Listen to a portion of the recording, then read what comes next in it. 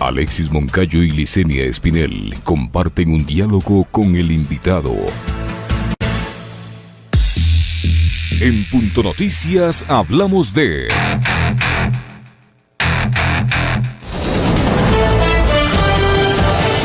La Organización de Derechos Humanos CONDER, establecida en Estados Unidos, investiga el destino de los fondos aprobados para atender a los migrantes venezolanos en Ecuador, incluidos los 2.544 millones de euros recaudados en mayo de 2020 en la Conferencia Internacional Telemática impulsada por España, la Unión Europea y ACNUR. Este monto debía dirigirse a los venezolanos en Sudamérica, especialmente en el país gobernado por Lenín Moreno, donde habitan más de 400.000 venezolanos que viven del comercio informal, ahora con el agravante de la pandemia de COVID-19.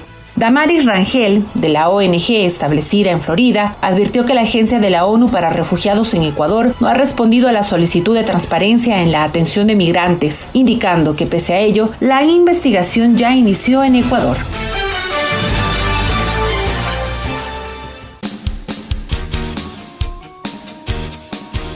8 de la mañana con 21 minutos, 8 con 21 minutos. Ustedes han escuchado ya el tema, amigos. Alexis, estamos ya con Daniel Regalado, presidente de la Asociación Civil Venezuela en Ecuador. Señor Regalado, buenos días. Les saludamos Licenia y Alexis Moncayo. Se ha terminado ya el plazo para el otorgamiento de estas visas humanitarias. Ustedes han pedido que se amplíe, dado cuenta que no ha habido todas las facilidades para que muchos venezolanos se puedan beneficiar de este documento. ¿Y qué respuesta han tenido de las autoridades?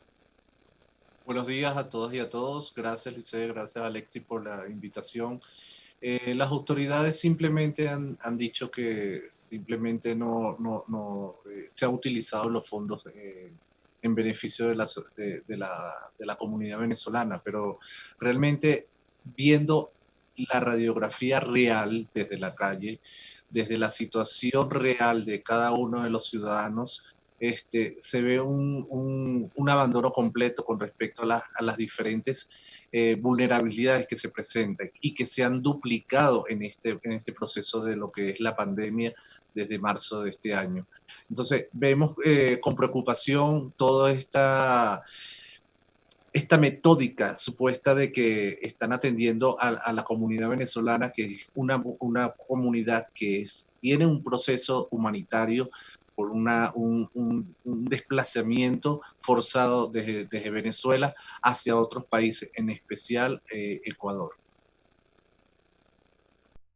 Montos, Daniel, muy buenos días, bienvenido. Hay montos que superan, me parece, los 19, 20 millones de dólares que habría recibido el Ecuador. ¿Quién fiscaliza o quién debería fiscalizar o controlar la buena utilización de esos recursos para que finalmente lleguen a quienes deberían ser sus destinatarios?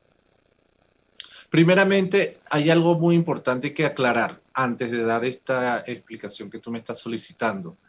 El gobierno no socializa la realidad de la comunidad, porque ellos están en un escritorio, nosotros estamos en la calle, viviendo el día a día de estas personas, y por ende nunca nos han llamado a poder trabajar en conjunto para dar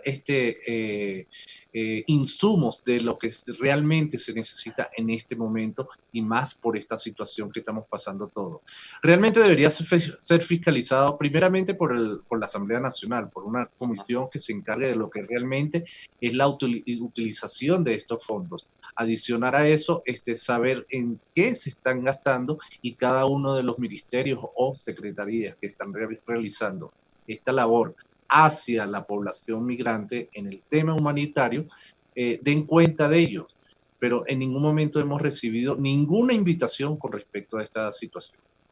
Daniel, es decir, ustedes no sienten, o la comunidad no ha sentido el beneficio de esa llegada de recursos internacionales supuestamente destinada para atender a esta población migrante en el Ecuador. No lo hemos sentido absolutamente. Sabemos que existen leyes que amparan a todo ciudadano, sea cual sea su nacionalidad, para lo que es la atención de salud, de educación, a nivel legal, pero realmente no nos vemos desasistidos. Muchas de las organizaciones que hemos realizado esta coalición para poder investigar en qué se está utilizando estos fondos y a quién va dirigido realmente, hemos trabajado casi más del 100% en este periodo de la pandemia buscando recursos, porque hay demasiadas familias a nivel nacional con necesidades y con vulneraciones que realmente no han sido atendidas dirigentemente de parte de los funcionarios públicos. Daniel, cuántas familias venezolanas y cuántas personas conforman todas esas familias están actualmente en condiciones precarias y vulnerables en el Ecuador? Hablamos de que Ecuador tiene casi, según cifras oficiales, que nosotros sabemos que son muchas, más, casi 400.000 personas, ¿verdad? Ajá. Te hablo de casi nacionalidad en este venezolana. momento, con todo de nacionalidad venezolana. En este momento podemos hablar de que más del 80% de las familias venezolanas está en situación de vulnerabilidad, sin empleo, con hambre. Adicionar a eso, uniéndose a todo lo que es el hecho de que no tienen una asistencia o un tratamiento de salud adecuado por la falta de ingresos para poder comprar o adquirir cualquier tipo de medicamentos que no son dados por el sistema de salud nacional. Daniel, usted ha solicitado a través de su organización una amnistía migratoria para que los ciudadanos que no pudieron obtener su visa humanitaria puedan hacerlo.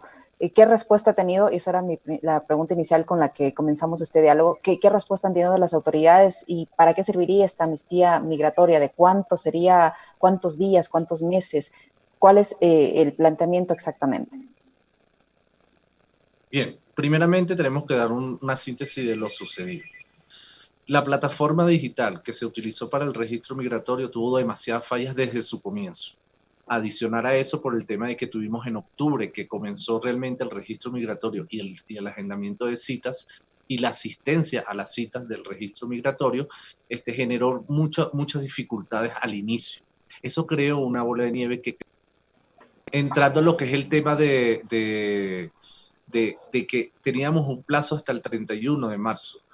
Esto ha generado inconformidad porque no dio el tiempo. Además de eso, las citas en cada una de las provincias se terminaron y no cubrieron la totalidad de personas que viven en esa provincia y que se tenían que trasladar a otras provincias. Entonces, realmente lo que nosotros solicitamos es una extensión de este tipo de registro. Adicionar a eso, muchas personas quedaron sin poder tramitar el mismo documento porque no tenían cómo pagar la visa. Y a pesar de que vendieron enseres, a pesar de que vendieron celulares, a pesar de que vendieron hasta sus propios colchones donde duermen, para poder recabar estos $50 que es por persona, incluyendo niños, niñas y adolescentes, y además de eso no lo pudieron hacer. Y el que lo pudo hacer a última hora, lamentándolo mucho, no pudo ejercer el registro o cargar los documentos por las mismas fallas que tenía el sistema al estar colapsado. ¿Cuáles son las esperanzas que les restan en este momento, Daniel? Me deja con mucha preocupación lo que manifestaba hace un momento usted de que no han tenido ningún tipo de acercamiento con autoridades del gobierno nacional. Cuando digo Cancillería, por ejemplo, o el Ministerio de Inclusión Económica y Social, que se supone es el que se encarga de trabajar los temas relacionados con el bienestar social de los seres humanos, no únicamente nacionales, sino de todos quienes habitamos en Ecuador, no han tenido ningún tipo de conversación ni acercamiento con ustedes. Me preocupa también que la Asamblea Nacional, a través de la Comisión de Asuntos Internacionales, no esté interesada en este tema, cuando para otras cosas actúan con muchísima más rapidez y celeridad, ¿no? Cuando se trata de temas políticos, cuando había que aprobar aquel informe, Licenia, para finiquitar la salida de Ecuador de la UNASUR, en la Comisión de Internacionales de la Asamblea se reunían todos los días, pero cuando vemos que hay que tratar temas más sensibles como este que afecta a personas, pues no les interesa. ¿Están haciendo ustedes gestiones, Daniel, o no? Bien, con Cancillería tuvimos a destiempo, entiéndase, a destiempo alguna reunión por esta vía Zoom, donde nosotros planteamos nuestra inconformidad. Desde un principio, en el mes de julio, donde ellos aceptaron, nos informaron de que ya el proceso estaba andando y dentro de una pandemia, donde vulnera todos los derechos, porque hay una movilización para poder realizar cualquier trámite.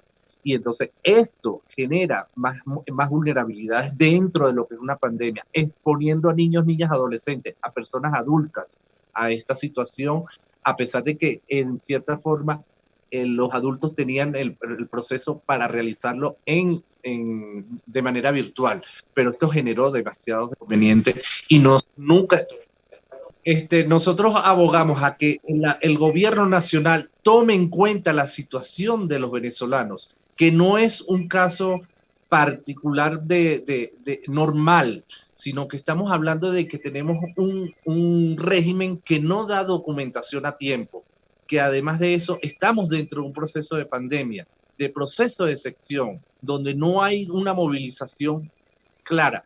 Además de eso, han tenido que pagar transporte entre ciudades para poder realizar el registro migratorio.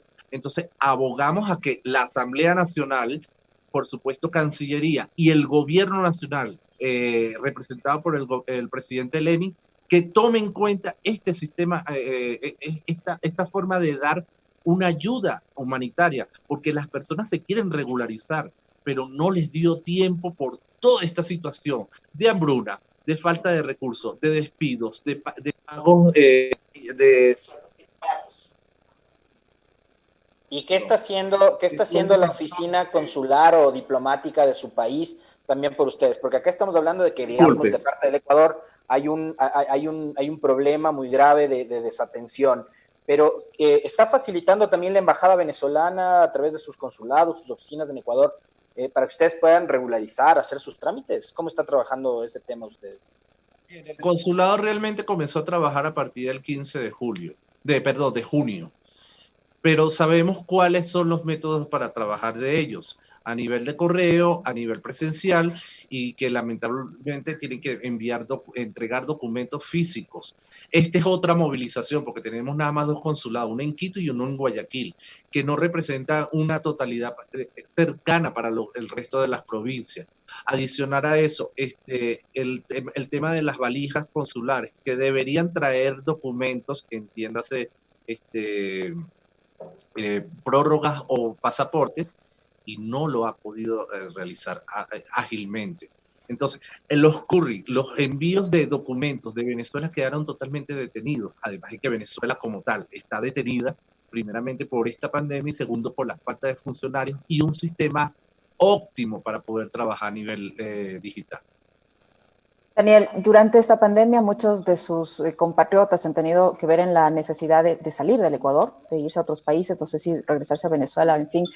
¿Cuántos venezolanos, de las cifras que ustedes manejan como organización civil, disponen? ¿Cuántos están todavía acá? Y de ese porcentaje que sigue acá, ¿cuántos se han beneficiado de esta denominada visa humanitaria? Mira, tenemos resultados hasta el 14 de agosto, que nos dio que era alrededor de 38.000 personas que han podido realizar este trámite de la visa de sección. ¿Qué pasa? Ahí se incluyen unos 5.000 y algo de personas en el extranjero, entiéndase en los consulados de Caracas, Bogotá y Lima.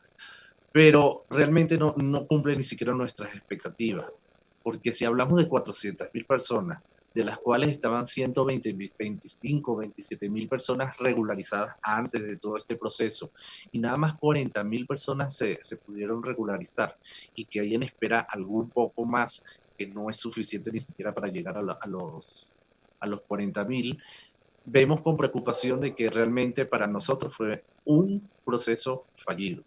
Un proceso donde no cumplió las expectativas, que realmente representa un 10% de lo que realmente debería haber realizado a su totalidad.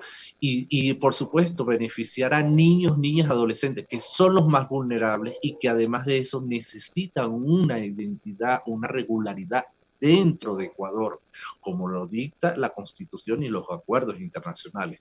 Además de eso, que si se vulneran los derechos de los padres, los residentes, donde nos vemos con preocupación que a partir del 14, en la madrugada, empezaron los operativos migratorios, únicamente para los venezolanos, porque en Ecuador no existen más extranjeros que sino los venezolanos, buscando y multando a estas personas que tienen un proceso de regularización, pero no han recibido ni siquiera la visa, solamente el proceso de regularización. Entonces, un tratamiento emocional discriminatorio hacia esas personas. Y vemos con preocupación que realmente el Ministerio de Gobierno lo que quiere es multar para poder cobrar $400 por cada persona que no pueda pagar y que no lo va a pagar porque no tiene cómo pagarlos. No tiene $50, menos va a tener $400.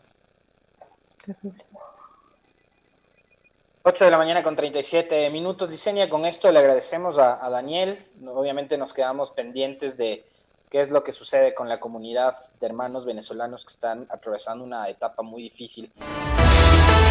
Punto Noticias, un noticiero para usted.